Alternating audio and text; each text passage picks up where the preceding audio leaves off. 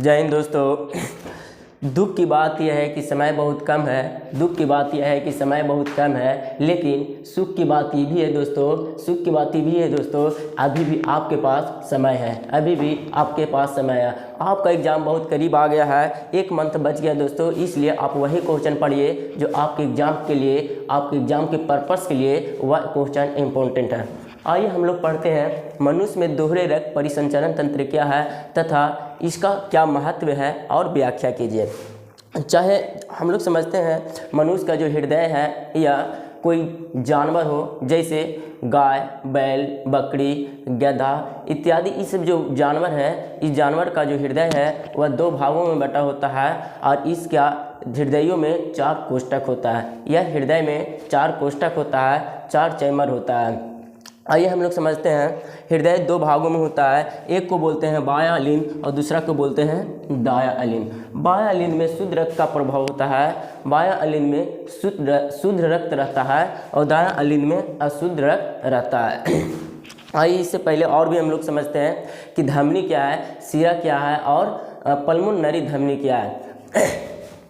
धमनी किसे कहते हैं तो शुद्ध रक्त को हृदय से, शुद्ध रक्त को हृदय से शरीर के विभिन्न अंगों तक ले जाता है, धमनी कहलाता है। फिर से, शुद्ध रक्त को हृदय से शरीर के विभिन्न अंगों तक ले जाता है, धमनी कहलाता है। अगला है पल्मोनरी धमनी। हम लोग समझते हैं पल्मोनरी धमनी, पल्मोनरी धमनी, पल्मोनरी धमनी, पल्मोनरी धमनी अशुद्ध रक्त को हृदय से फेफड़े तक ले जाता है, अशुद्ध रक्त को हृदय से फेफड़ों तक ले जाता है, पल्मोनरी धमनी कहलाता है। अगला है सीरा, अगला है सीरा, अशुद्ध रक्त को शरीर के विभिन्न अंगों से हृदय तक लाता है, सीरा कहलाता है। आइए हम लोग समझते हैं, ये बायां अलिंद है और बायां अलिंद में शुद्ध रक्त रहता है, बायां अलिंद में शुद्ध रक्त लगता है और बायां अलिंद में शुद्ध रक्त रहता है। तो ये बायां अलिंद से शुद्ध रक्त को, ये बायां अलिंद से शुद्ध रक्त को शरीर के विभिन्न अंगों तक ले जाता है, जिसको धमनी कहते हैं। देखिए दोस्तों,